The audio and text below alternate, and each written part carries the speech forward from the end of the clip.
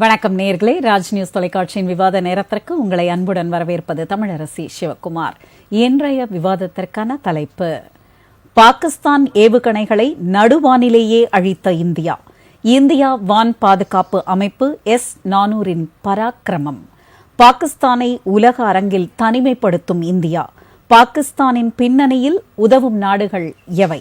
அண்டை நாடுகளின் நிலைப்பாடு என்னவாக இருக்கும்? இது பற்றிய விவாதத்தில் கலந்து கொண்டு தங்களுடைய கருத்துக்களை பதிய வந்திருக்கும் விருந்தினர்களை ராஜ் நியூஸ் தொலைக்காட்சியின் சார்பாக வரவேற்கிறேன். முதலில் இணையத்தின் வழியாக இணைகிறார் பிஜேபியிலிருந்து திரு தூத்துக்குடி செல்வம் அவர்கள். சார் வணக்கம். அடுத்ததாக அரங்கிற்கு வந்திருக்கும் தமிழ்நாடு காங்கிரஸ் செய்தி தொடர்பாளர் திரு விஜயகிருஷ்ணா அவர்கள். சார் வணக்கம். வலதுசாரியிலிருந்து திரு சாய் சுதாகர் அவர்கள். சார் வணக்கம். விடுதலை சிறுத்தைகள் கட்சியின் திரு தூகா பகலவன் அவர்கள். சார் வணக்கம். முதலில் காங்கிரஸ் செய்தி தொடர்பாளர் விஜயகிருஷ்ணா அவர்களிடமிருந்து, பாகிஸ்தானின் ஏவுகணைகளை நடுவானிலேயே அழித்திருக்கிறது இந்தியா. அதாவது பாகிஸ்தான் எந்த மாதிரியான தாக்குதலை தொடங்கியது, அதற்கு நாம் பதிலடி கொடுத்தோம். அதற்கு அவர்களுடைய அந்த பராக்கிரமத்தை காண்பிப்பதற்காக அப்படின்னு அவங்க ஆரம்பிச்சாங்க. ஆனா அந்த S-400 பராக்கிரமம், இந்தியர்களுடைய பராக்கிரமம், இந்திய ராணுவத்தின் பராக்கிரமத்தை நாம் காண்பித்திருக்கிறோம். இது யாருக்கு காண்பிக்கப்பட்டிருக்கிறது? பாகிஸ்தானுக்கு மட்டுமல்ல, உலகத்திற்கே காண்பிக்கப்பட்டிருக்கிறது. உங்களுடைய முதல் சுற்று கருத்துக்கள். இது எல்லாமே நம்மளுக்கு ரொம்ப பெருமையான மூமெண்ட். நம்ம ஒரு இந்தியனா, ஏன்னா ஒரு மிகப்பெரிய ஒரு துன்பியல் சம்பவம் நடந்தது. ஒரு இந்தியனா நம்ம அவங்களுக்கு ஒரு நீதி கிடைக்குது.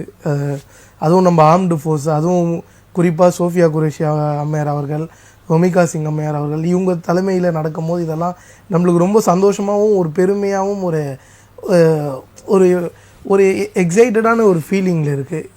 இந்த விஷயங்கள் என்னன்னா, இதை இந்தியா இது குளோபல் டெரரிசம்க்கு அகேன்ஸ்டான இந்த இதுவாக தான் நம்ம பார்க்கணும். அதாவது உலக லெவல்லையே இன்னைக்கு நம்ம தொழில்நுட்பத்தில் மிகப்பெரிய லெவலில் போயிருக்கோம். உலகம் வளர்ச்சி அடைஞ்சிட்டே வருது. இந்த சமயத்துலையும் இந்த மாதிரி விஷயங்கள், அதுவும் குறிப்பாக இந்த தீவிரவாதத்துக்கு அதாவது குளோபல் கம்யூனிட்டியாக எல்லாருமே யாருமே இடம் இல்லைன்னு சொல்கிறாங்க. இந்த சமயத்தில் அதுவும் கடந்த 30 ஆண்டுகளாக ரொம்ப தீவிரமாக கண்டினியூஸாக பாகிஸ்தான் இந்த மாதிரி எக்ஸ்போர்ட்டிங் த டெரரிசம்னும் போது இது எந்த காலத்துலையுமே நம்ம ஏற்றுக்கக்கூடாது. இது ஏற்றுக்கவும் முடியாது. இது உலகமாக நம்ம ஒன்றிணைஞ்சு இந்த தீவிரவாதத்துக்கு எதிராக நம்ம நிற்க வேண்டிய தருணம். அது செஞ்சிட்ருக்கோம். அது நம்ம இராணுவ வீரர்களுக்கு மரியாதை செலுத்தும் விதமாக இன்றைக்கி இந்தியா ஃபுல்லாக எங்கள் காங்கிரஸ் கட்சி சார்பாக ஜெய் ஹிந்த் யாத்ரா பண்ணியிருக்கோம். நம்ம இந்த பக்கம் இன்னொரு பக்கம் நம்ம டிப்ளமேட்டிக் சைட்லேயும் நம்ம இன்னும் நல்லா கான்சென்ட்ரேட் பண்ணி அவங்கள ஐசோலேட் பண்ணணும். ஏன்னா பாகிஸ்தானுக்கு இந்த வாரில் போனால் ஆப்வியஸ்லி பாகிஸ்தானுக்கு இட்ஸ் ஹை ரிஸ்க் கேம்பிள். பாகிஸ்தானுக்கு ஏன்னா கடந்த செப்டம்பர் 24 ஐஎம்எஃப் $7 பில்லியன் கொடுத்து தான் அவங்களை பெயில் அவுட் பண்ணாங்க. இல்லைன்னா அவங்க எக்கனாமி கம்ப்ளீட்டாக கொலாப்ஸ் ஆயிருக்கும். பாகிஸ்தான் எந்த தைரியத்துல அவங்க இந்த மாதிரியான தாக்குதல் எல்லாம் இறங்கினாங்க? அவங்களுக்கு இந்த அனாலிசிஸ் தெரியாதா? நாம ரொம்ப அதுல பாதாளத்துல இருக்கிறோம், தூக்கி விடுறதுக்கும் யாருமே இல்லைன்னு தெரிஞ்சோம், இந்த ரிஸ்கி ஆக்ஷன்ல அவங்க இறங்கினாங்க. they have become habitual. அது அப்படிதான் பார்க்க முடியும். they have become habitual. இதை ஒரு நாள் 2 நாள் செய்யல, அவங்க தொடர்ந்து செஞ்சுட்டே வராங்க. நீங்க ஒரு growth orientedல நீங்க பார்க்காம நீங்க தொடர்ந்து இந்த மாதிரி தீவிரவாத சம்பவத்தில் ஈடுபடும் போது இன்னைக்கு பாருங்க, உலக நாடுகள் பல நாடுகள் பாகிஸ்தான் ஐசோலேட் பண்ணணும். இது நம்ம டிப்ளமேட்டிக் ரிலேஷன் இன்னும் ஸ்ட்ராங்காக பண்ணணும். அதுதான் டிப்ளமேட்டிக் ரிலேஷனில் எப்படின்னா, இப்போ சொன்ன மாதிரி IMF இப்போ இன்னைக்கு மீட்டிங் நடக்குது. IMF மீட்டிங்கில் பாகிஸ்தானுக்கு கொடுக்கக்கூடாது, நீங்கள் அவங்கள பெயில் அவுட் பண்ணக்கூடாது. அதாவது உலகத்தில் தீவிரவாத செயல்களுக்கு எதிரான ஒரு நிலைப்பாடை இன்னைக்கு எடுக்கணும். இது இரு நாடுகள் மீறி ஒரு தீவிரவாத செயலுக்கு யாருமே ஆதரவு கொடுக்கக்கூடாதுன்ற ஒரு நிலைப்பாடு வரணும். இன்னொன்று FATF financial assistant task force, அதாவது பாகிஸ்தான் 2008 இந்தியாவில் தீவிரவாத தாக்குதல் பண்ண பிறகு ரொம்ப தீவிரமாக பாகிஸ்தானை FATF கிரே லிஸ்ட்டில் போட்டோம். நம்ம கிரே லிஸ்ட்டில் போட்டனால அவங்களோட எக்கனாமி ரொம்ப முடங்கிச்சு. அவங்களுக்கு ஒரு மிகப்பெரிய பாடமாக இருந்தது, பெரிய தக்க பதிலடியாக இருந்தது. இன்றைக்கி நம்ம அவங்கள கிரே லிஸ்ட்டில் போட்டணும், முடிஞ்ச பிளாக் லிஸ்ட்டில் தள்ளணும். பாகிஸ்தானை FATF ஃபைனான்ஷியல் அசிஸ்டன்ட் டாஸ்க் ஃபோர்ஸில் நீங்கள் அவங்க பண்ணணும். இன்னொன்று, நம்ம இந்தியா இன்றைக்கி நிறைய மல்டிலேட்ரல் ஆர்கனைசேஷனில் இருக்கும், பிரிக்ஸில் பாகிஸ்தான் பிரிக்ஸில் இல்லை. ஆனால் நம்ம பிரிக்ஸில் ஒரு முக்கியமான கண்ட்ரி, SCOவில் இருக்கும், சார்க்கில் இருக்கும். I am not a multilateral expert, நம்ம சொல்லுவோம் இந்த மல்டிலேட்ரல் ஆர்கனைசேஷன்லாம் நம்ம இன்னும் தீவிரமாக பண்ணிடணும். இது முடிந்த, அதாவது ஒரு கவர்மெண்ட்டு ஒரு ஆர்ம்டு ஃபோர்ஸ் ஒரு ஆக்ஷன் எடுப்பாங்க கண்டிப்பாக. அது ஏனோ தானே எடுத்துட முடியாது. அது நீங்கள் நிறைய டெலிபரேஷன்ஸ் பண்ணணும், அது எடுக்கணும். ஏன்னா இந்த டிப்ளமேட்டிக் ஆங்கிளெலாம் இன்னும் தீவிரப்படுத்தியிருக்கலாம், இன்னும் தீவிரப்படுத்தணும். ஏன்னா அவங்களுக்கு நம்ம வந்து ஒரு டைமே கொடுக்கக்கூடாது. ஏன்னா இப்போ ரீசெண்டாக பார்த்தோன்னா இப்போ பாகிஸ்தானுக்கு பெரிய அளவில் எந்த நாடுகளும் சப்போர்ட்டும் இல்லை. டர்க்கி பண்ணியிருக்காங்கன்னு நினைக்கிறேன், அசர்பைஜான் இது பண்ணியிருக்காங்க. அதுவும் நம்ம இந்தியா சைட்லேருந்து காங்ஸ்டன் விங்ஸ்னு கம்பெனின்னு நினைக்கிறேன், அவங்க வந்து உங்களுக்கான ட்ராவல்ஸ்லாம் நாங்கள் சப்போர்ட் பண்ண மாட்டோம் அப்படின்னு. ஏன்னா இப்போ இந்தியாவில் நீங்கள் வந்து எக்கனாமிக் ரிலேபிலிட்டி இல்லாமல் நீங்கள் பண்ண முடியாத ஒரு விஷயங்கள். ஏன்னா அந்தளவுக்கு இது குளோபல் கனெக்டிவிட்டி இருக்குது. இன்றைக்கி எல்லாமே இந்த உலகமயமாக்கலானதுக்கப்புறம் தாராளமயமாக்கலக்கப்புறம் உலகத்தில் எல்லாருமே ஏதாவது ஒரு விதத்தில் தொடர்புடையதில் இருக்கும்போது நீங்கள் இன்னும் ஒரு கிரட்ஜியஸ் ஆக்ஷன்லலாம் இருக்கிறது வந்து இது no country will accept, no human. எந்த ஜனநாயகத்தின் மீது நம்பிக்கை உள்ள நாடும் எந்த மனிதத்தின் மீது ஒரு அளவற்ற பற்றும் மனிதத்தன்மை மீது ஒரு அளவு கடந்த அன்பு வச்சுருக்க எந்த நாடுமே இதுக்கு பண்ணாது. அதுக்கு எதிராக அதுக்கு ஏற்ற மாதிரி பண்ணிகிட்ருக்கோம். அதே மாதிரி குறிப்பாக இப்போ சைனா தான் அவங்களுக்கு கடந்த 5 வருஷத்தில் 81% I think so 81% of weapons சைனாலேருந்து தான் அவங்களுக்கு இம்போர்ட் ஆகிருக்குன்னு நினைக்கிறேன். அதனால் வந்து அவங்களால இப்போ எதுவும் பெருசாக பண்ண முடியாது. அவங்களால மற்ற நாடுகள்லாம் வந்து அவங்கள எக்கனாமிக்காக ஐசோலேட் பண்ணணும். நீங்கள் வேறு எந்த விதமான சப்போர்ட்டும் கொடுக்கக்கூடாது. அதுக்கு நம்ம டிப்ளமேட்டிக் சைடு ரொம்ப தீவிரமாக பண்ணணும். நம்ம டிப்ளமேட்டிக் சைடு நீங்கள் ரொம்ப ஸ்ட்ராங்காக பண்ணணும். இது ஒரு சஜஷனாக நம்ம சொல்கிறோம். ஏன்னா இப்போ இதை 22ஆம் இது நடந்தது. இதுக்கப்புறமேட்டே நீங்கள் இந்த விஷயங்களெல்லாம் நம்ம இன்னும் ஸ்ட்ராங்காக இனிஷியேட் பண்ணியிருக்கலாம். அதாவது இன்னைக்கு உலகம் அந்த மாதிரி இருக்குது. நீங்கள் வந்து ஒரு பக்கம் ஃப்ரண்ட் எண்டு, இன்னொரு பக்கம் டிப்ளமேட்டிக் சைடு, இன்னொரு பக்கம் சைபர். சரிங்களா? இன்றைக்கி வந்து சைபர் அட்டாக்ஸும் ஒரு மிகப்பெரிய கன்சர்ன். சைபர் அட்டாக்கு வேர்ல்டு லெவலில் குளோபல் லெவலில் மிகப்பெரிய கன்சர்ன். குளோபல் லெவலில் நிறைய இந்த பிரிவினைவாத சக்திகள், மனிதத்துக்கு எதிரான சக்திகள் ரொம்ப சென்சிட்டிவான விஷயத்தெல்லாம் திருடுற அளவுக்கு சைபர் அட்டாக்ஸில் போயிருக்காங்க. நம்ம இந்த சூழலையும் பல இடங்களில் இந்த போலி செய்திகள்லாம் பரவுது. இப்போ அதுக்கெல்லாம் நம்ம இன்னும் ஒரு கடுமையான நடவடிக்கைகள் இருக்கணும். இந்த ஒரு பல விஷயங்களை நம்ம ஒரு கூட்டமைப்பு கோஆர்டினேட்டடாக எல்லாத்தையும் நம்ம ஃபோக்கஸ் பண்ணி சேனலைஸ் பண்ணுவோம். நிச்சயமாக தொடர்ந்து பேசுவோம். செல்வம் சார், நீங்க சொல்லுங்க. அதாவது அஹிம்சை, அன்பு என்றால் அதற்கு உதாரணம் இந்தியா அப்படின்னு உலகம் முழுக்கவே ஒரு பெயர் வாங்கியது. நம்மளோட அதிரடி ஆற்றலை வந்து, இந்த அதிரடி ஆட்டத்தை வந்து ஒரு வாரமா உலக நாடுகள் வந்து பார்த்துட்டு இருக்காங்க. இதுல முக்கியமா என்னன்னா, பாகிஸ்தானை தனிமைப்படுத்த வேண்டும். ஏனென்றால் தீவிரவாதத்தை அவர்கள் விதைக்கிறார்கள் என்பதை உலக நாடுகள் புரிந்து கொள்ள வேண்டும். அது புரிஞ்சுட்டா மட்டும்தான் இந்த ஜனநாயகம் மற்ற நாடுகளிலும் தழைக்கும் அப்படின்றத நம்ம சொல்ல முடியும்ன்ற கருத்தை ஆணித்தரமா சொல்லியிருக்காரு. உங்களோட கருத்துக்களை பதிவு பண்ணுங்க. ராஜ் நியூஸ் தொலைக்காட்சி நிறுவனத்திற்கு, நெறியாளர் சகோதரிக்கு, அதே போலவே என்னுடைய சக பங்கேற்பாளர்களுக்கு, அதில் குறிப்பாக என்னுடைய அருமை தம்பி காங்கிரஸ் கட்சி சார்ந்த விஜய் கிருஷ்ணா அவர்களுக்கும், தம்பி பகலவன் அண்ணன் சாய் சுதாகர் அவர்களுக்கும், அதே போலவே நம்முடைய தொழில்நுட்ப கலைஞர்களுக்கும் என்னுடைய பணிவான மாலை வணக்கம். ஏன்னு கேட்டீங்கன்னா, நான் ரொம்ப பெருமையா, அதாவது எனக்கு வயது 64, அடுத்த தலைமுறையின் தலைவர்களின் வரிசையில தன்னை தகவமைத்துக் கொள்ளுகிற வரிசையில வரக்கூடிய தம்பி விஜய் கிருஷ்ணா ரொம்ப பொறுப்புணர்ச்சியோடையும் மிக நாகரிகமாகவும் இந்த விவாதத்தை கட்டமைச்சாங்க. அதனால அவங்களுக்கு நான் நன்றி தெரிவிக்கிறேன். ஏன்னு கேட்டீங்கன்னா, நாம இன்னும் யுத்தத்தை தொடங்கவில்லை. நாம இந்தியாவை பொறுத்தவரை நாம் இன்னும் யுத்தம் தொடங்கவில்லை. நாம அவங்க அட்டாக் பண்றாங்க, நம்ம பிரிவென்ட் பண்றோம், அவ்வளவுதான். நாம இன்னும் முழுமையான யுத்தத்தை இந்தியா தொடங்கவில்லை. அந்த தொடங்குவதற்கான அவசியம் ஏற்படக்கூடாது என்று இந்தியா மிக அக்கறையாக பொறுப்புணர்ச்சியோடு நடந்து கொண்டிருக்கிறது, தன்னை கட்டுப்படுத்திக் கொண்டிருக்கிறது. எப்பவுமே சகோதரி, தீவிரவாதத்துடைய முகம் கொடுமையாக இருக்கு. தீவிரவாதம் என்பதே ஈவு இறக்கமற்ற ஒரு அரக்க குணம் படைத்தவர்கள் தான் தீவிரவாதிகளாக இருப்பார்கள். அது நம்ம கடந்த காலங்களில் பார்த்திருக்கிறோம். ஆனால் இந்தியா இன்றைக்கு தர்மத்தின் வாழ்வுதனை சூது கம்பும், தர்மமே மறுபடியும் வெல்லும், கட்டுண்டோம் பொறுத்திருப்போம், காலம் மாறும், தனு உண்டு. அதுதான் இந்திய ராணுவத்தினுடைய ஆளுமை, அவருடைய தியாகம். அதனால நாம இன்னும் தற்காப்பு நடவடிக்கையில் இருக்கிறவ தவிர தாக்குதலை இன்னும் முழுமையாக தொடங்கவில்லை. சரி, அது ஒரு பக்கம். டிப்ளமேட் அத தம்பி சொன்னாங்க. அந்த டிப்ளமேட்டிக்கான விஷயங்கள் இருக்கு பாருங்க.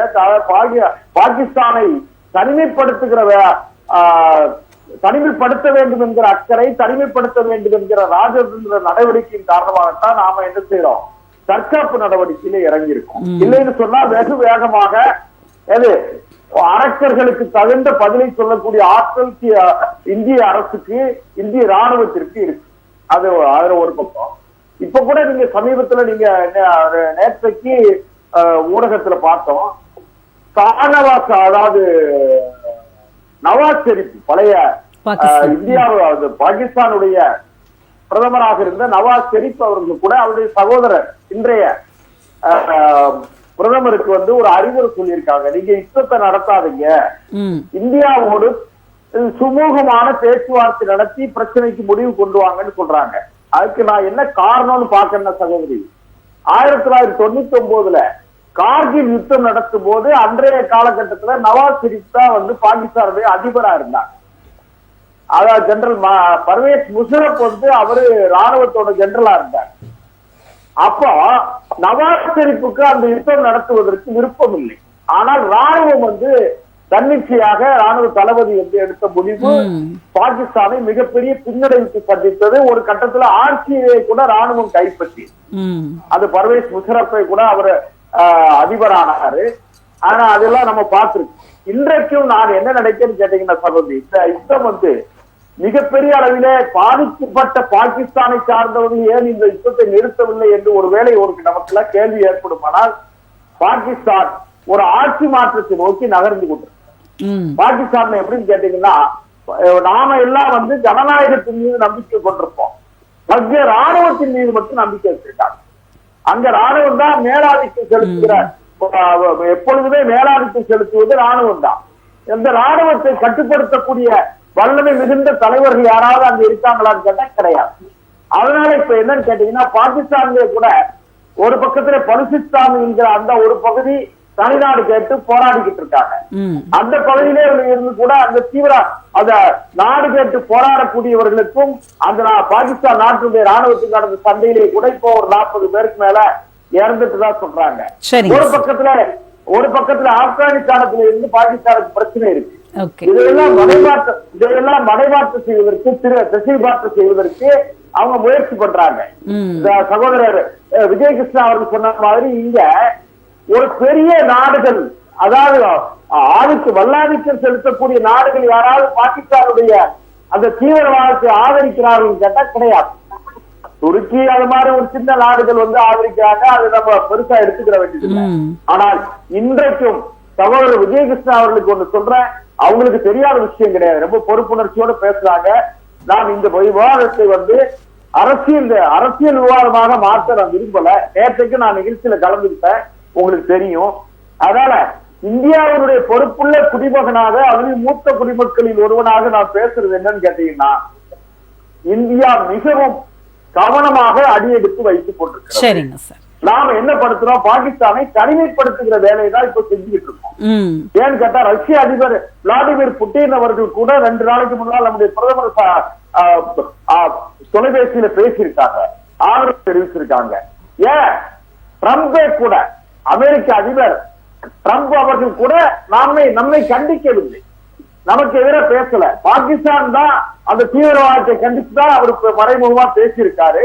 இன்னும் மௌனம் காக்கிற உலக நாடுகள், உலகத்தில் செல்வாக்கு மிக்க நாடுகள் எல்லாமே கூட, இன்னும் சொல்ல போனீங்கன்னா ஒரு செய்தி, இஸ்லாமிய நாடுகளே நம்முடைய இந்தியாவுக்கு ஆதரவு தெரிவிக்காங்க. பிரதமர் நரேந்திர மோடியினுடைய ஆளுமையை, அவருடைய செல்வாக்கை உலக நாடுகள் எல்லாம் ஒத்துக்கொண்டிருக்கிற காரணத்தால் மிக நாம பொறுப்புணர்ச்சியோடு நடக்கும். நம்முடைய இலக்கு பொதுமக்கள் இல்லை, பாகிஸ்தான்ல வசிக்கிற பொதுமக்கள் கிடையாது, பாகிஸ்தான்ல இருக்கிற தீவிரவாதிகளை ஆதரிக்கிற பாகிஸ்தான் ராணுவத்திற்கு எதிராக தான் நம்ம இருக்கோம். அதனால நிச்சயமா சொல்றேன், ஒரு நல்ல முடிவு அதிகபட்சம் ஒரு வாரத்துக்குள்ள ஒரு நல்ல முடிவை எட்டிடும். சரி, ஓகே, தொடர்ந்து பேசுவோங்க சார். சுதாகர் சார், முக்கியமா பார்க்க வேண்டியது என்ன அப்படின்னா, இப்ப இந்த இரண்டு நாடுகளுக்கான போராக இது உலகம் பார்க்காது. ஏன்னா ஒரு பக்கம் அந்த பக்கம் போயிடுவாங்க, இன்னொரு பக்கம் இந்த பக்கம் வந்துடும். அப்படி வரும்பொழுது அது உலக பொருளாதாரத்தையே அசைத்து பார்க்கக்கூடிய ஒரு காரணியாக மாறும். அந்த பாயிண்ட் ஆஃப் வியூல இருந்து பார்க்கும் பொழுது இப்ப பாகிஸ்தான் பக்கம் யார் இருக்காங்க? ஏன்னா பாகிஸ்தானோட பொருளாதாரம் அதில் பாதாளத்தில் இருந்தாலும் கூட இந்தியாவின் பொருளாதாரம் பாதிக்கப்படுமா? அதற்கு ஏதேனும் பிரச்சனை வருமா? சரி, எல்லாருக்கும் வணக்கம். முதல்ல தம்பிக்கு மட்டும் ஒரு பதில் சொல்லிடுறேன். நிச்சயமா. என்ன சொன்னாருன்னா, இன்னமும் டிப்ளமேட்டிக் ரிலேஷன்ஷிப்பை வளர்க்கணும் அப்படின்னு சொன்னார். தம்பி ஒன்று தெரிஞ்சுக்கணும், இன்னைக்கு இந்த காலகட்டத்தில் இருக்கிற டிப்ளமேட்டிக் ரிலேஷன்ஷிப் இந்த தேசிய ஜனநாயக கூட்டணி தலைமை மோடிஜி தலைமையில் இந்த அரசு எடுத்திருக்கிற டிப்ளமேட்டிக் ரிலேஷன்ஷிப் எந்த நாடும் பண்ணலை. ஏன்னா இப்போ இந்த டிப்ளமேட்டிக் ரிலேஷன்ஷிப் எந்த வகையில் இருக்குன்னா, இப்போ சமீபத்தில் சவுதி அரேபியா அதிபர் வந்து நம்ம நாட்டுக்கு வந்து போனார்.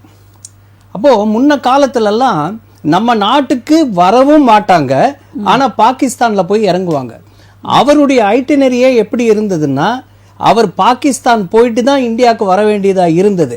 அப்போ இந்திய தூதரகம் என்ன சொல்கிறாங்கன்னா, இல்லை நம்ம கவர்மெண்ட்டில் இப்போ பாகிஸ்தான் நீங்கள் போகிறதா இருந்தால் இந்த வாட்டி இந்தியாவுக்கு வராதிங்க, அடுத்த வாட்டி இந்தியாவுக்கு வாங்க அப்படின்னு சொல்லும்போது எம்பிஎஸ் எனப்படும் அதிபர் இல்லை எனக்கு பாகிஸ்தான் வேணாம், நான் இந்தியாவுக்கு வரேன்னு சொல்லிட்டு போனார். சோ அந்த அளவுக்கு கார்டியல் ரிலேஷன்ஷிப்ஸ் இருக்கு, அதிகமா இருக்கு. இன்னைக்கு சார்க்க பத்தி கூட பேசினாரு, தம்பி தானே பேசினாரு சார்க்க பத்தி. இன்னைக்கு சார்க்கே கிடையாது. ஏன் கிடையாதுன்னா, அந்த சார்க்ல பாகிஸ்தான் மெம்பரா இருக்குது. அங்க பாகிஸ்தான் தலைநகர்ல கடைசியாக அங்க மீட்டிங் நடக்க வேண்டியது, நாங்க வரமாட்டோம் அப்படின்னு சொல்லும் பொழுது மற்ற சார்க் நாடுகளும் இல்லை நாங்க கூட போக மாட்டோம் சொன்னா, அன்னையிலிருந்து இது வரைக்கும் சார்க் மீட்டிங்கே நடக்கல. ஸோ அந்த அளவுக்கு இந்தியாவின் பக்கம்தான் எல்லா நாடுகளும் இருக்கு. ஏன்னா இல்ல அப்பத்துல இருந்தே பாகிஸ்தானை தனிமைப்படுத்துகின்ற ஒரு நடவடிக்கைகள்ல இந்தியா வந்து உன்னிப்பா இருந்ததுன்னு சொல்றீங்களா? ஆமா, 10 வருஷமாவே பாகிஸ்தானை தனிமைப்படுத்தி முன்னெல்லாம் என்ன பண்ணுவாங்க, பேச்சுவார்த்தை. இன்னைக்கு இந்த எலெக்ஷன்ல கூட மேனிஃபெஸ்டோல என்ன இருந்தது, நம்ம இப்ப ஆட்சி பண்ற காஷ்மீர்ல ஆட்சி பண்ற கட்சி மேனிஃபெஸ்டோல பாகிஸ்தானோட பேச்சுவார்த்தை நடத்தணும் அப்படின்னு இருந்தது. நம்பிக்கை இருக்கிறது. நம்பிக்கை எது? பேச்சுவார்த்தையில இந்த பிரச்சனைகள் அவங்களுடைய அரசியல் பேச்சாக அது இருந்தது. அவரே இன்னைக்கு அவர் கருத்தை மாத்திக்கிட்டாரு. இல்ல பேச்சுவார்த்தை எல்லாம் கூடாது, தக்க பதிலடி கொடுக்கணும் அப்படின்னு அவங்களே திருந்தி வராங்க. சோ அதனால பேச்சுவார்த்தைக்கு இடம் இல்லை அப்படின்றது நம்ம இந்திய அரசாங்கம் முதல்ல இருந்தே ரொம்ப தெளிவா இருக்காங்க. காங்கிரசும் வலியுறுத்திக்கிட்டு இருந்தது, மற்ற கட்சிகளும் எதிர்கட்சிகளும் சரி, கூட இருக்க கட்சிகள் கூட பேச்சுவார்த்தை செய்யலாம், பேச்சுவார்த்தை வச்சுக்கலாம்னா கூடாது. அவங்க வந்து தீவிரவாதத்தை அடக்கினால் ஒழிய நாங்க பேச்சுவார்த்தைக்கு தயாராக இல்லை அப்படின்னு சொல்லிட்டாங்க. 2 விஷயம் நம்ம இதுல பார்க்கணும். இன்னும் கொஞ்சம் குயிக்கா பண்ணியிருக்கலாம்னு தம்பி சொன்னாரு. அதுல எனக்கு ஒரு மாறுபட்ட கருத்து இருக்கு. இதுல அதிக வேகம் செலுத்தாது. இல்ல ஒரே நிமிஷம், நீங்க எதை புரிஞ்சுக்கிட்டீங்கன்னு சொல்லுங்க. நான் ரொம்ப கிளியரா சொன்னேன். ஒரு ஆக்ஷன் பண்றோம்னா நிறைய டெலிபரேஷன் இருக்கும். ஐ was speaking about diplomatic, not about this. அது கூட சரிங்களா? இது நான் சரி, என்னுடைய கருத்தாவே சொல்றேன், விட்டுருங்க, கோச்சுக்காதீங்க. இல்ல, என்னுடைய கருத்தாவே சொல்றேன். இது வந்து மத்த நாடுகள்ல கம்பேர் பண்ணும்போது இந்தியாவோட ஆக்ஷன் வந்து டிலே தான், குயிக் கிடையாது, டிலே தான். ஏன்னா இந்தியால திரு மோடிஜி என்ன சொன்னாரு, ரஷ்யாவும் உக்ரைனும் போர்ல இருக்கும்பொழுது ரஷ்ய அதிபரை கூப்பிட்டு இந்த காலகட்டம் போருக்கு உகந்த காலம் அல்ல அப்படின்னு தெளிவா பேசிட்டு நம்மளே இன்னொரு நாடு அட்டாக் பண்றதுன்றது தவறான ஒரு செயல். அதனால அதெல்லாம் மனசுல வச்சுக்கிட்டு, இன்னொன்னு பாத்தீங்கன்னா அவங்களுடைய ஆபரேஷன், அந்த சின்ன ஆபரேஷன் பண்ணாங்க. அங்க தீவிரவாதிகளை ஒரு குடும்பத்தை அழிச்சிட்டாங்க. அந்த குடும்ப தலைவன் இன்னைக்கு ஓட்டத்துல இருக்காரு. அவருக்கு இடம் எங்க போறது, தஞ்சம் புகிறதுன்னு சொல்லி தேடிக்கிட்டு இருக்காரு. ஸோ அந்த இது கூட ஏன் நடத்தினாங்கன்னா, அந்த பேர் கூட பாருங்க, சிந்தூர். அதாவது 26 பேரையும் அந்த சிந்தூரை அழிச்சு தான் அனுப்பிச்சாங்க. அது கூட நீ போய் சொல்லு, உங்க தலைவர்கிட்ட சொல்லு அப்படின்னு. அந்த சிந்தூரோட மகிமை என்னன்னா, முதல்ல ஒரு ஆண் நெத்தியில சிந்தூர் இடும் பொழுது அந்த பெண்ணோட மன வாழ்க்கை ஆரம்பமாகுது. அதுக்கப்புறம் ஒவ்வொரு நாளும் அந்த சிந்தூர் வைக்கும் பொழுது வாழ்க்கை செழுமையாகுது. ஸோ இவ்வளோ ஒரு தாத்பரியம் இருக்கு. அந்த சிந்தூர் கூட இங்க வைக்கிறோம், இந்த இடத்துல நெத்தி பொட்டுன்னு சொல்லுவாங்க, அந்த இடத்துல வைக்கிறோம். அந்த இடம் தான் நெத்தி பொட்டுன்ற சுடும்போது கூட அந்த இடத்துல சுடணும்னு சொல்லுவாங்க. அதுதான் நேரா நம்ம பிரெயினுக்கு போற இடம். அந்த இடத்துல இருந்தா ஒரு மென்டல் ஸ்டெபிலிட்டி, மென்டல் growth, அந்த பெண்மையின் வளர்ச்சி இதெல்லாம் கைகூடும். அதுக்காக தான் அந்த சிந்தூருக்கு அவ்வளவு தாத்பரியம் இருக்கு. அந்த சிந்தூர் என்ற பேரிலேயே அந்த தாக்குதலை நடத்தி அவங்க அனுப்பிச்சு நீங்க அந்த பெண்களை, அவங்க தாலியை அறுத்து அந்த பெண்களை நீங்க போய் உங்க தலைவர்கிட்ட சொல்லுங்க அப்படின்னு சொல்லி அனுப்பிச்சா, அதனால இந்த சிந்தூர் அப்படின்னு ஒரு பேர் வச்சு 2 ராணுவ வீரர்கள் பெண்மணிகள் அவங்கள விட்டே செய்து கொடுத்தாங்க. இந்தா வச்சுக்கோ செய்தின்னு. சோ அந்த அளவுக்கு இந்த நாட்டுக்கே செந்தூரமாக விளங்குகின்ற 2 பெண்கள், சிங்க பெண்கள், அவங்கள வச்சுதான் அந்த பொட்டு மட்டும் வச்சுட்டு உட்கார்ந்துட்டு இருக்கறவங்க கிடையாது. பொட்டுல சுடவும் எங்களுக்கு தெரியும் என்ன பதில் அப்படின்னு அந்த 2 பெண்கள். சோ இந்த அளவுக்கு யோசனை பண்ணி தான் ஒவ்வொரு அடியும் எடுத்து வைக்கிறாங்க. நிச்சயமாக. இன்னொன்னு நீங்க சொன்னீங்க, அதாவது நீங்க சொன்னீங்க வானத்திலேயே தாக்கிட்டாங்கன்னு. இன்னைக்கு நம்ம கிட்ட இருக்கிற டிஃபென்ஸ் சிஸ்டம் இந்த S-400 ரஷ்யா நாட்டிலேருந்து நம்ம வாங்கியிருக்குது. ஆக்சுவலாக 5 ஆர்டர் பண்ணாங்க, 3 வந்து இருக்குது, இன்னும் 2 வரல. ஏன்னா அந்த போரில் அவங்க பிஸியாக இருக்காங்க. ஸோ அது அவங்களுக்கு பயன்படுது, இன்னும் நமக்கு வந்து விற்கலை. ஸோ இன்னும் 2ம் வர இருக்குது. இது வந்து உலகத்திலேயே மிக சிறந்த டிஃபென்ஸ் சிஸ்டம். இது வரைக்கும் அவங்க பேட்ரியாட் வச்சுருக்காங்க யுஎஸ்ஏல.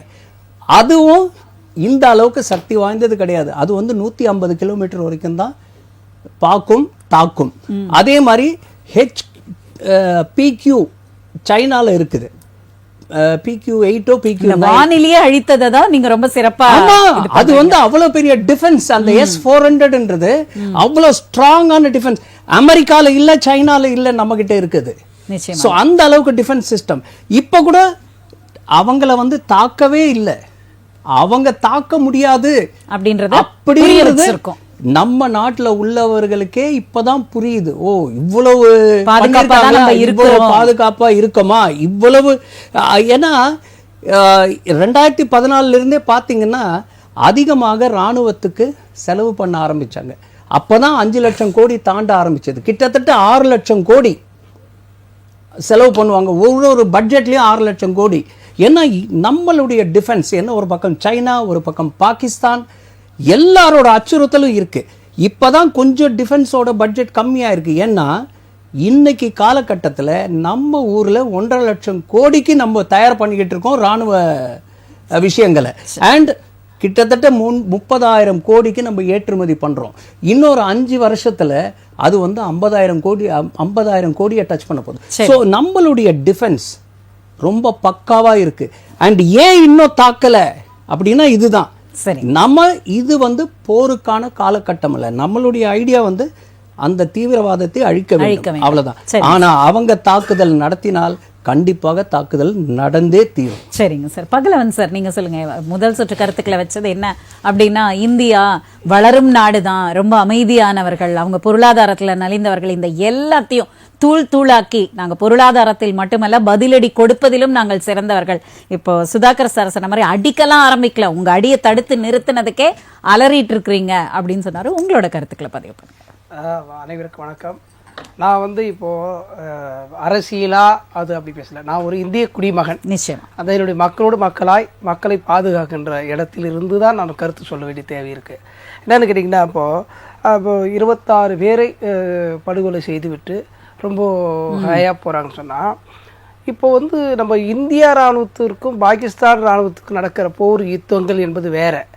ஆனால் இந்த 26 பேரை படுகொலை செய்தது பாகிஸ்தானுடைய தீவிரவாதிகள் என்பது அனைவரும் அறிந்த ஒன்று. அது பாகிஸ்தான் அறிந்திருக்கிற ஒன்று.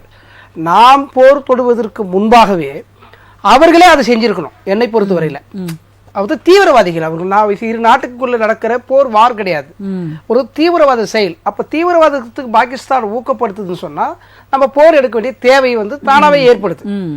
இப்போ நாம வந்து ராணுவம் வந்து ஃபைட் பண்ணா நம்மளுக்கு அது மகிழ்ச்சி, ஒரு பிரச்சனை இல்லை. ஆனா நீங்க என்ன பண்றீங்க, ராணுவத்தையும் வைத்துக்கொண்டு ஒரு பக்கம் தீவிரவாதத்தையும் உள்ளே ஊடுருவை செய்வது என்பது இது மக்களை எந்த அளவுக்கு சிதைக்கும் என்பதுதான் இங்க ஒரு விஷயம்.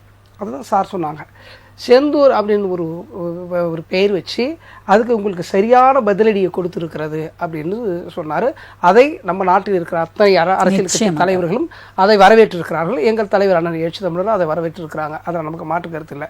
ஆனால் விடுதலை சிறுத்தை இப்பொழுதும் சொல்வது, இந்த இடத்திலிருந்து சொல்லுவது, தீவிரவாதத்தை ஒரு நாளும் அனுமதிக்க கூடாது, அவர்கள் ஊடுருவலை தடுக்க வேண்டும் என்பதுதான் நம்முடைய கருத்து. ஆனால் இதுலேருந்து இன்னொரு செய்தி என்னன்னு சொன்னால், இந்த வார் மூலமாக நமக்கு வந்து பெரிய பின்னடைவு வரும், வளர்ச்சி வரும், அது இல்லை.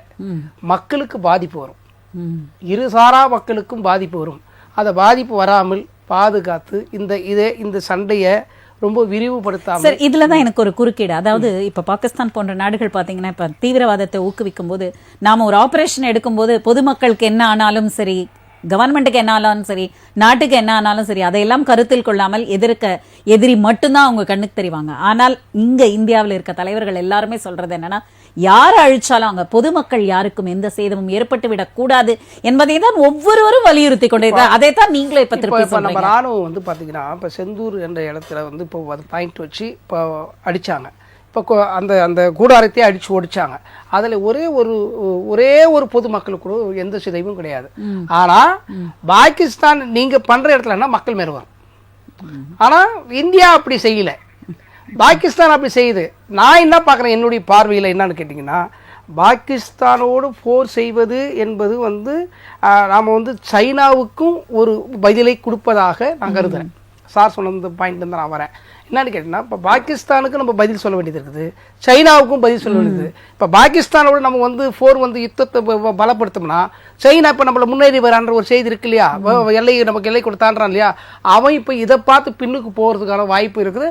அங்கே அடித்து உங்களை பின்னுக்கு திருத்துவோம், நாங்கள் அடிக்காமலே உங்களை திருத்துவோன்றதுக்கு ஒரு களத்தை நம்மளுடைய இந்திய ராணுவம் மிகப்பெரிய அளவில் கட்டமைத்து இருக்கிறாங்க.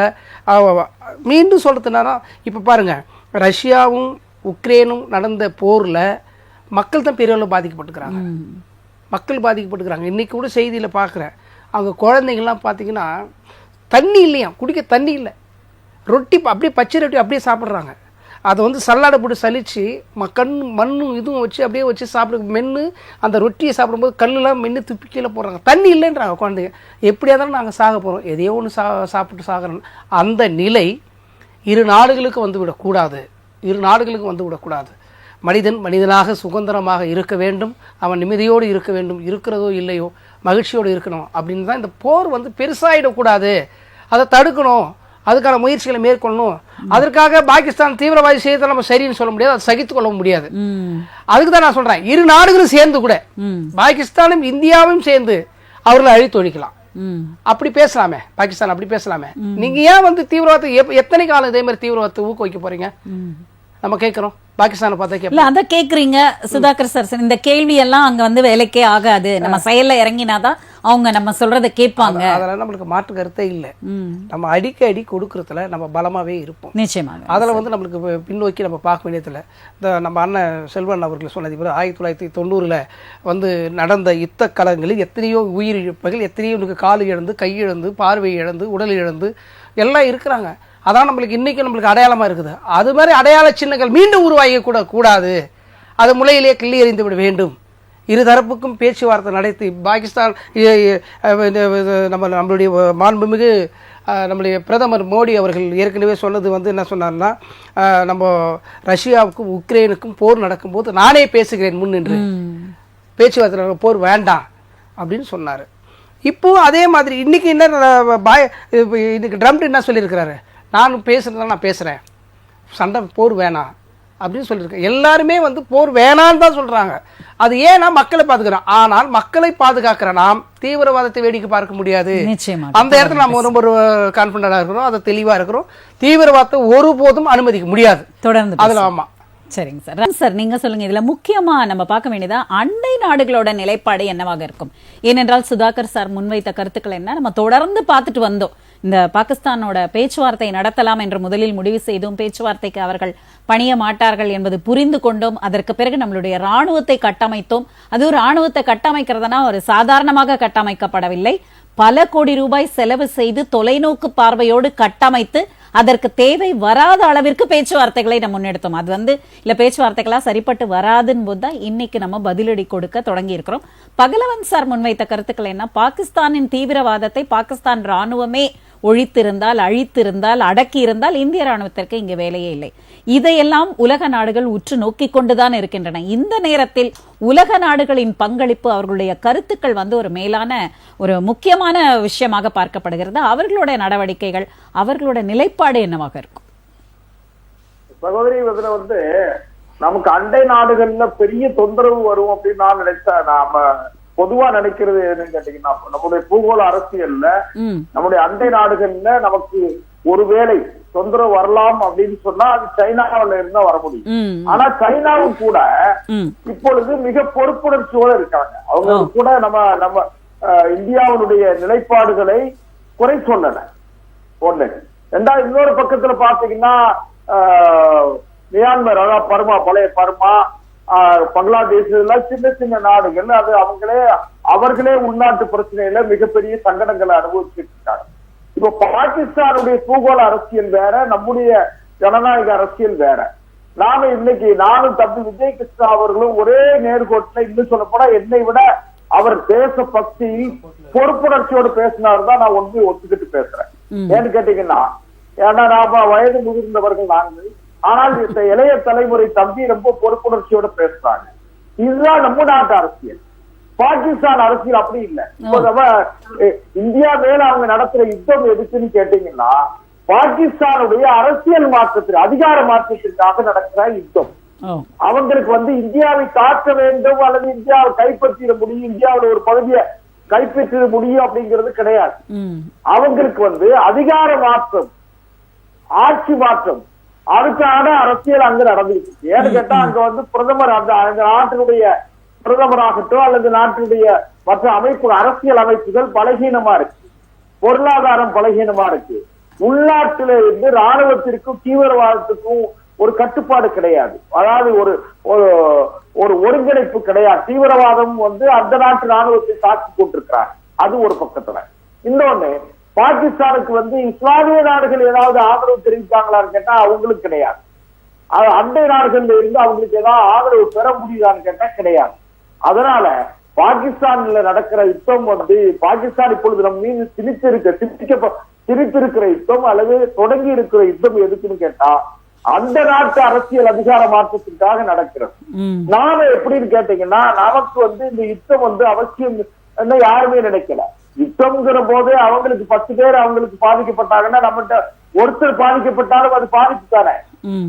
அதனால நாம யுத்தத்தை நம்ம பெருசா யுத்தம்னா 4 பேர் சாகத்தான் செய்வாங்க இப்படிலாம் பேசி நாம ஒரு பொறுப்புணர்ச்சி இல்லாமல் பேச நான் தயார் இல்லை. அதே நேரத்துல இது தவிர்க்க முடியுமான்னு கேட்டா முடியாது. ஏன்னா நம்முடைய 26 பேர் ஈவு இறக்க பற்றி எந்தவித காரணமும் இல்லாமல் நம்ம மேல தாக்குதல் நடத்திருக்காங்க. அதுல முக்கியமா ஒரு விஷயம் என்ன கேட்டீங்கன்னா, இந்த தாக்குதல் நடத்தப்பட்டதற்கு பாகிஸ்தான் மட்டுமே காரணம் என்று நான் நினைக்கிறேன். நம்முடைய நாட்டுல ஊடுருவி இருக்கிற, உள்நாட்டுல இருக்கிற உளவாளிகளும் ஒரு சில பகுதிகளில் இருக்காங்கன்னு கூட நான் நினைக்கிறேன். அதையும் கூட கண்டறிய வேண்டிய மிகப்பெரிய பொறுப்பு அரசுக்கும் ராணுவத்திற்கும் நம்முடைய பாதுகாப்பு படைகளுக்கு அதுல இருக்கு. அதுக்காக எல்லாம் சேர்த்து மிக பொறுப்புணர்ச்சியோட மத்திய அரசு எப்படின்னு கேட்டீங்கன்னா, அனைத்து கட்சி கூட்டத்தை 2 முறை நடத்திருக்காங்க. ஒரு முறை பிரதமர் அவர்களை தலைமையேற்று நடத்தினாங்க, இன்னொரு முறை உள்துறை அமைச்சரும் ராணுவ அமைச்சரும் தலைமையேற்று நடத்தினாங்க. மரியாதைக்குரிய எதிர்கட்சி தலைவர் ராகுல் காந்தி அவர்களும் அதுல கலந்துகிட்டு ரொம்ப பொறுப்புணர்ச்சியோட பேசுறாங்க. நான் நேற்றைக்கு நிகழ்ச்சியில கூட சொன்னேன், பக்கத்துல நம்முடைய தெலுங்கானால இருக்கிற, ஆந்திராவில் இருக்கிற, தெலுங்கானால இருக்கிற அந்த காங்கிரஸ் கட்சியுடைய முதலமைச்சர் மரியாதைக்குரிய ரேவந்த் ரெட்டி மிகுந்த ஆவேசத்தோடு பாகிஸ்தானை அடிச்சு நொறுக்குன்னு சொல்லி சொன்னாங்க. அது ரொம்ப முக்கியமானது என்னன்னு கேட்டீங்கன்னா, ஓவைசி என்று சொல்லக்கூடிய இஸ்லாமிய அமைப்பை நடத்தக்கூடிய நாடாளுமன்ற உறுப்பினர் அவரே ரொம்ப ஆவேசத்தோட, இனிமேல் இவர்களுக்கு மன்னிப்பு கொடுக்காதீங்க, இதை கடைசியா அவர்களுக்கு முற்றுப்புள்ளி வைங்கன்னு சொன்னாங்க. அந்த அளவிற்கு நாம் அனைவரும் இங்கே ஜாதி கிடையாது, மதம் கிடையாது, குழுக்கள் கிடையாது. நாம இந்தியா என்கிற ஒரு தேசத்தினுடைய பிள்ளைகள் என்கிற உணர்வு. நாம 30 கோடி முகமுடையால் அப்படின்னு சொல்லி பாரதி சொன்னா கூட, செப்பு மொழி 18 உடையால் என் சிந்தனை ஒன்றுடையால் சொன்ன பாரதி இருக்கா, அந்த செப்பு மொழி 18 உடையால் ஆனாலும் சிந்தனை ஒன்றுடையான்னு சொன்ன அந்த பாரதியினுடைய வரிதான் எனக்கு நினைவுக்கு வருது. அதனால நமக்கு இங்க நம்முடைய அரசியல் வேற, அவங்க அரசியல் வேற. நாம இப்பவும் நான் முதல் சொன்ன மாதிரி நாம் யுத்தம் நடத்தவில்லை, நாம் தற்காப்பு நடத்திக்கிட்டு இருக்கோம். நாம அண்ணன் விஜய் சுதாகர்கிட்ட சாய் சுதாகர்கிட்ட ஒரே ஒரு அது S-400 நம்ம நாட்டுல தயாரிக்கப்படுறதுன்னு நான் நினைக்கிறேன். என்னுடைய தரவுகள் சரியா தப்பான்னு தெரியாது. S-400 நம்ம நாட்டுல தயாரிக்கக்கூடிய ஏவுகணைகள் அதுல ஏதோ ஒரு நம்முடைய பங்களிப்பு இருக்குன்னு நான் நினைக்கிறேன். எனக்கு அது சரியா தெரியல, நீங்க உங்க சுற்றுல சொல்லுங்க.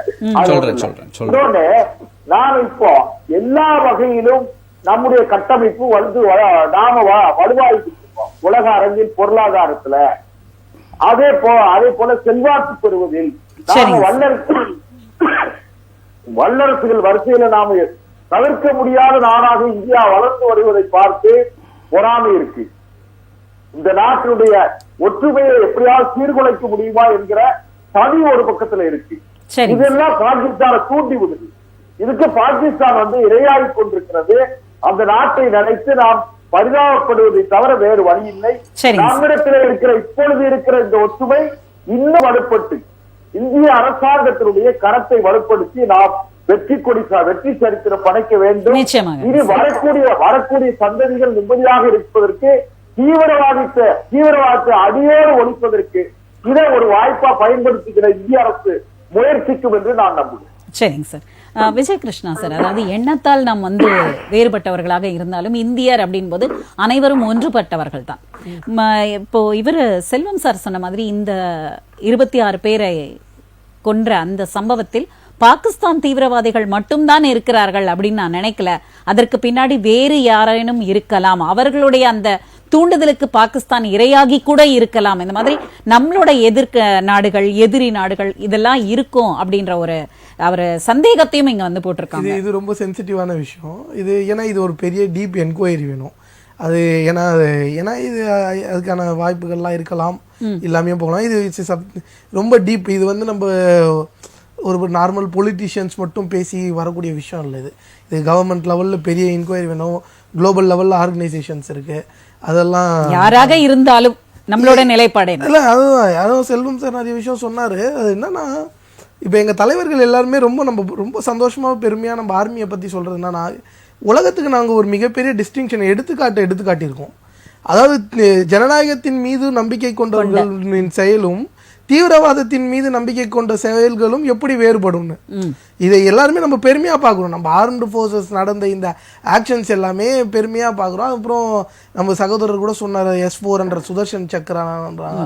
இட்ஸ் ரஷ்யா மேடு. அதுவும் 600 கிலோமீட்டர்ஸ் ரேஞ்சில் டிடெக்ட் பண்ணும், 400 கிலோமீட்டர் ரேஞ்சில் இன்டர்செப்ட் பண்ணும். இதெல்லாம் நம்மளுக்கு ஒரு பெரிய ரொம்ப சந்தோஷப்படக்கூடிய பெருமைப்படக்கூடிய விஷயம் தான்.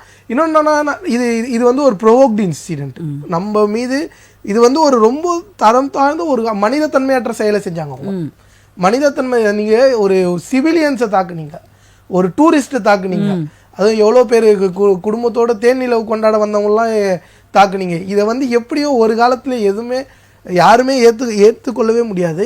ஒரு பெரிய விஷயம் என்னன்னா, இந்த இஷ்யூ போகுது பார்த்தீங்களா, இது பாகிஸ்தான். நீங்கள் கூட முன்னாடி கேட்டீங்க பாகிஸ்தான் இதை பண்ணுறாங்கன்னு. இது என்னன்னா, ஒரு கண்ட்ரியில் இது ஒரு ரொம்ப குளோபலாகவே இது ஒரு பெரிய ட்ராஜடியாக வரலாறு ரீதியாகவே பார்ப்போம். இது ஆதி காலத்துலேருந்து இந்த ராஜா காலத்து வரலாறுல கூட பார்க்கலாம். எங்கேயாவது பொலிட்டிக்கல் ஃபெயிலியர், அரசியல் தோல்விகள், அரசியல் நிலைத்தன்மை இல்லைன்னா என்ன பண்ணுவாங்கன்னா, இந்த மாதிரி கலவர செயலில் ஈடுபடுவாங்க ஒரு நாடு. பாகிஸ்தானில் ரொம்ப வருஷமாகவே பொலிட்டிக்கல் ஸ்டெபிலிட்டி கிடையாது. அவங்க ஒரு நேர்கோட்டில் அவங்க அரசியலும் சரி, இராணுவமும் சரி, ஒரு நேர்கோட்டில் கிடையாது. அந்த மக்களுக்கு ஒரு நல்ல வாழ்வாதாரத்தை பாகிஸ்தானால கொடுக்க முடியல. இந்த தோல்விகள் எல்லாம் மறைக்கிறதுக்கு தொடர்ந்து இந்த மாதிரி வேலைகளில் இது பண்றாங்க. இந்தியா மேல ஒரு வெறுப்புணர்வு இது பண்ண அவங்க என்ன நினைப்பாங்க, ஐயோ இப்போ ஆல்ரெடி பாகிஸ்தான் எக்கனாமிக் கொலாப்ஸ், இப்போ அவங்க வாரனாலே எல்லாம் எக்கனாமிக்னா அவங்க மக்களை ஏமாத்த பார்ப்பாங்க. சொன்ன மாதிரி சைபர் டெரரிசம், சைபர் ஃபோர்ஸை வச்சு ஒரு போலி செய்தியை பரப்புவாங்க. இந்த விஷயங்கள்லாம் பண்ணுவாங்க. இன்னொன்று, நம்ம சாருக்கு நான் ஒரு விஷயம் மட்டும் கிளாரிஃபிகேஷன் கொடுத்துட்றேன். நான் ரொம்ப தெளிவாக சொல்கிறேன். I was speaking about diplomatic actions and consultations. சரிங்களா? Diplomatic actions and consultation. I never get into diplomatic relation. நீங்கள் டிப்ளமேட்டிக் ரிலேஷன் பேசுனீங்க, ஒரு டிப்ளமேட்டிக் ரிலேஷன் நீங்கள் சொன்ன மாதிரி ஒரு பெரிய ஒரு ஸ்ட்ராங்கான டிப்ளமேட்டிக் ரிலேஷன் இருக்குன்னு வச்சுக்கோங்களேன். அந்த ரிலேஷன் நம்ம எப்போ வெளிப்படும்னு வச்சுக்கோங்களேன், ஒரு எந்த சமயத்தில் வெளிப்படும்னா அது ஆக்ஷன் அண்ட் கன்சால்டேஷன்.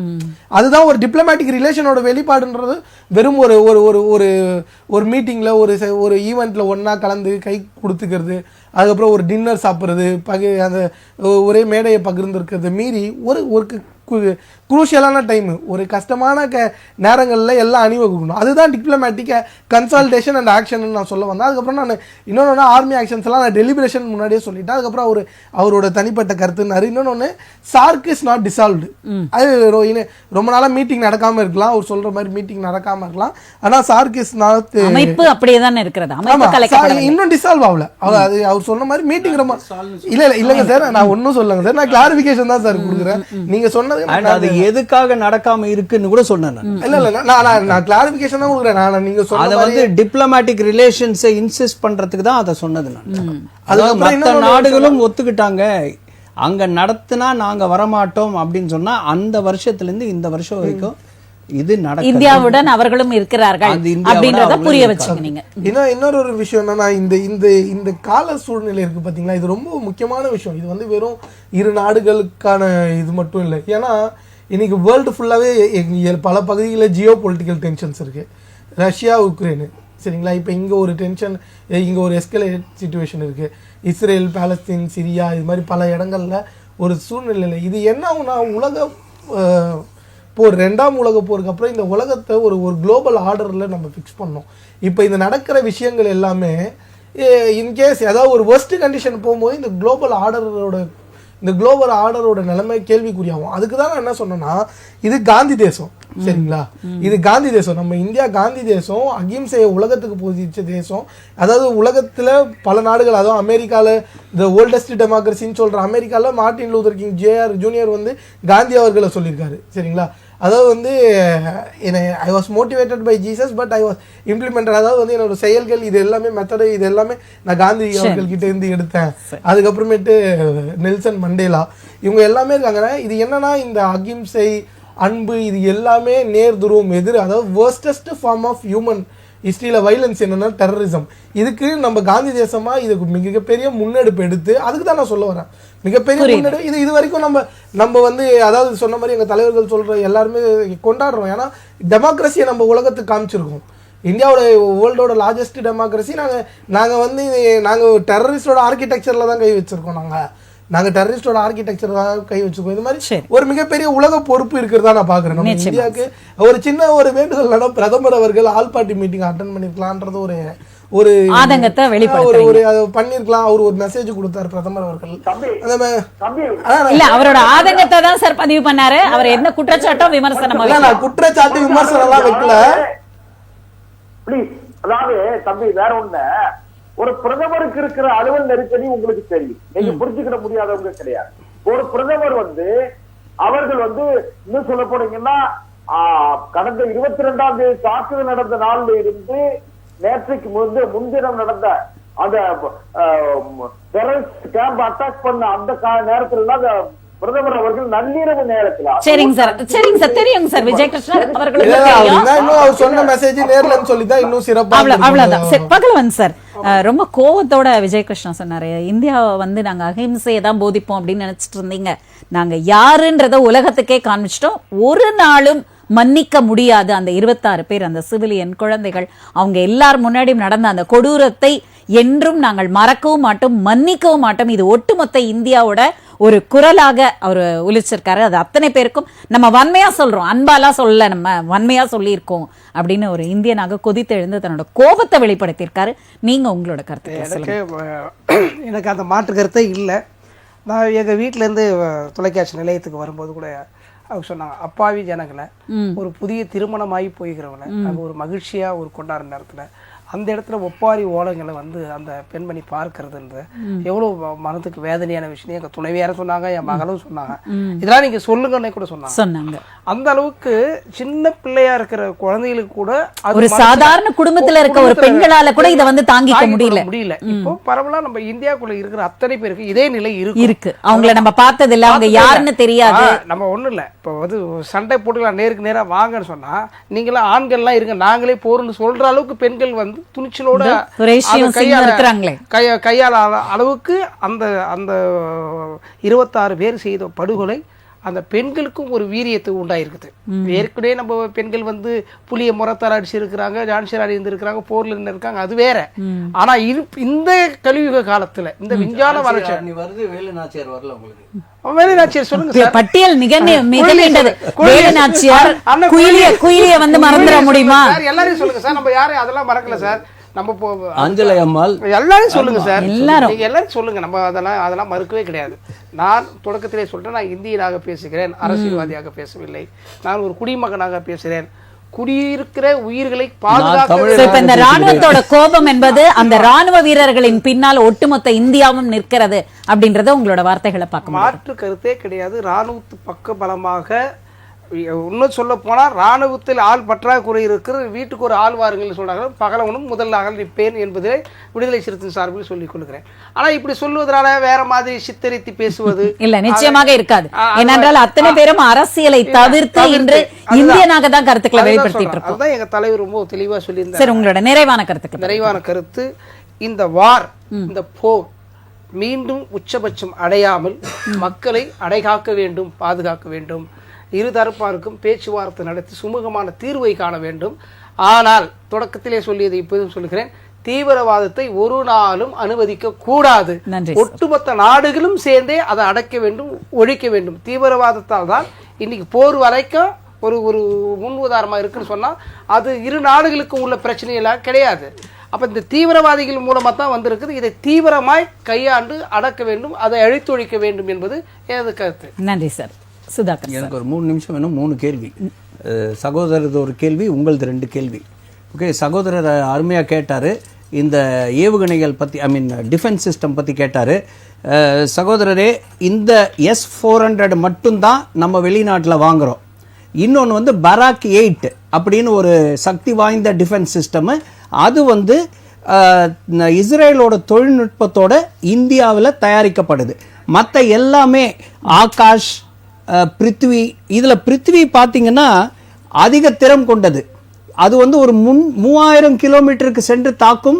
அண்டு அதிவேகமாக சூப்பர் சானிக் வேகத்தில் போகக்கூடிய மேக் 5 அந்த ஸ்பீடில் போகக்கூடிய ஒரு ஏவுகணை. ஆனால் ஏன் S-400 அதை இப்போ உபயோகப்படுத்தியிருக்காங்கன்னா, இந்த பிருத்வி எல்லாம் ஒரே ஒரு ஏவுகணை தான் செலுத்த முடியும். ஆனால் இந்த S-400ல 360 டிகிரிஸ் பார்க்கும், 300 டார்கெட்டை அதை டிடெக்ட் பண்ணும், ஒரே சமயத்தில் 36 டார்கெட்டை அடிக்க முடியும். அந்த ஒரே காரணத்துக்காக தான் இப்போ S-400 பார்க்குறாங்க. இல்லை தூரத்தில் இருக்கிறத அடிக்கணும் போது அடுத்ததுக்கு போவாங்க. அண்ட் கடைசியாக ரக்ஷா கவச் அப்படின்னு முழுமையாக நம்ம இந்தியாவில் DRDO ரிசர்ச் பண்ணி அது வந்ததுன்னு வச்சுக்கோங்க. அது ஒரு மல்டி லேயர் டிஃபென்ஸ் சிஸ்டம். அந்த அளவுக்கு எந்த நாட்டிலையும் இருக்காது. சார் சொல்றது எல்லாமே புள்ளிவிவரங்கள் கரெக்ட். ஆனா வெளியுறவுத்துறை அமைச்சகம் நம்மளுடைய ராணுவ கட்டுப்பாடு என்ன சொல்லியிருக்குன்னா, நீங்க இது போன்ற பேச்சுகள் எல்லாம் உங்களுக்கு தெரிந்தால் கூட ஊடகத்தில் வாயிலாக பேசுவதை தவிர்த்து விடுங்க. இல்ல அதை தவிர்ப்பது நல்லது. அங்க நடக்கிற வாரை வந்து நீங்க நேரடியாக ஒளிபரப்பு தவிர்ப்பது நல்லது. உங்களுக்கு மகிழ்ச்சியா இருந்தா கூட அதை தவிர்த்துடணும். இந்த நேரத்துல நீங்க வந்து எங்களுக்கு ஒத்துழைப்பு கொடுங்கன்னு சொல்லிக்கிறாங்க. நம்ம வந்து மேலோட்டமா பேசி நம்ம நாட்டுக்கு ஆக்கறது தான் சொல்றேன், வேற ஒன்னும் சொல்ல. நிறைவான எதுக்கு இவ்வளவு துல்லியமா நான் பேசுறேன்னா, ஆனா நீங்க ஒத்துக்குவீங்க. போன வாட்டி தாக்குதல், நீங்க பேசிட்டு நான் பேசுறேன் இருங்க. முக்கியமான விஷயம் ஏன் சொல்றேன்னா நான் சொல்றது கவர்மெண்ட்டுக்கு அகைன்ஸ்டா இருந்தா கூட, ஆனா மக்களுக்கு தெரியணும். போன வாட்டி தாக்குதல் நடக்கும் போது எதிர்கட்சிகள் என்ன கேட்டாங்கன்னா, உண்மையிலேயே தாக்குதல் நடந்ததா, நம்ம அந்த நாட்டுல போய் அடிச்சோமா அப்படின்னு கேட்டாங்க.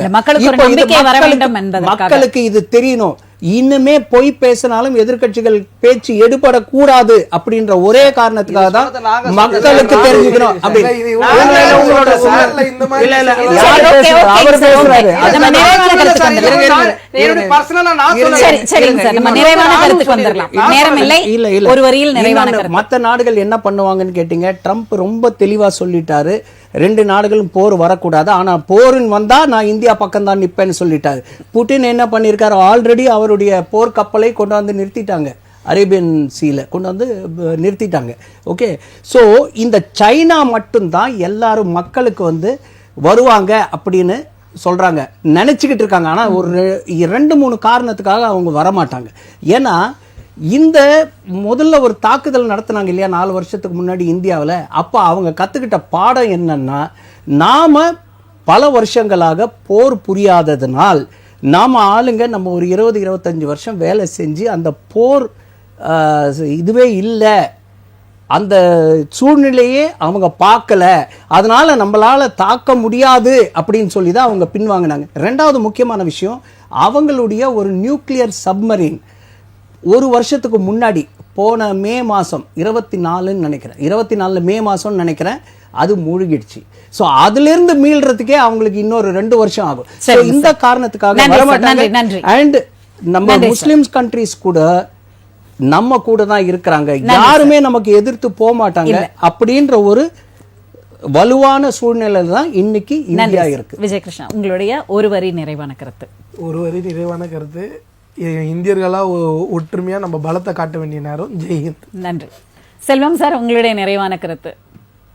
தம்பி விஜய் கிருஷ்ணா சொன்ன மாதிரி நாம் அனைவரும் ஒரு நாள் பிள்ளைகளாக ஒன்றுபட்டு நிற்போம், வென்று காட்டுவோம். நன்றி சார்.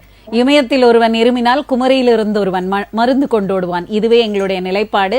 இந்த விவாத நேரத்திற்கு வருகை தந்து தங்களுடைய பல்வேறு கருத்துக்களை முன்வைத்த விருந்தினர்கள் அத்துணை பேருக்கும் மனமார்ந்த நன்றிகளை தெரிவித்துக் கொள்கிறேன். நேயர்களே, மீண்டும் அடுத்த நிகழ்ச்சியில் சந்திக்கும் வரை நன்றி கூறி விடைபெறுவது தமிழரசி சிவகுமார்.